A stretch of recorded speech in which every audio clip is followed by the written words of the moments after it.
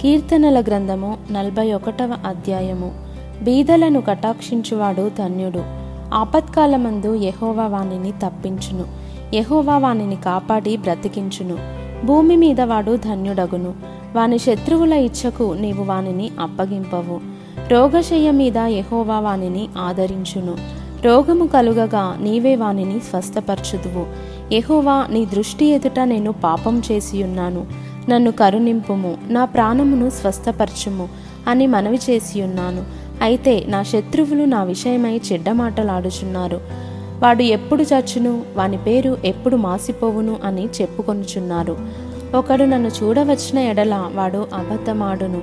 వాని హృదయము పాపమును పోగు చేసుకొనుచున్నది.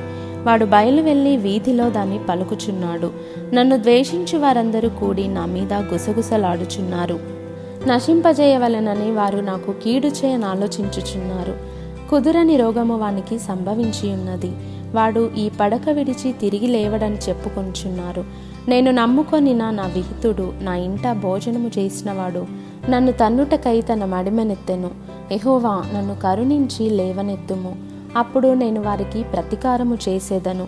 నా శత్రువు నా మీద ఉల్లసింపకయుండుట చూడగా నేను నీకు ఇష్టుడనని తెలియనాయను. నా యథార్థతను బట్టి నీవు నన్ను ఉద్ధరించుచున్నావు. నీ సన్నిధిని నిత్యము నన్ను నిలువబెట్టుదువు.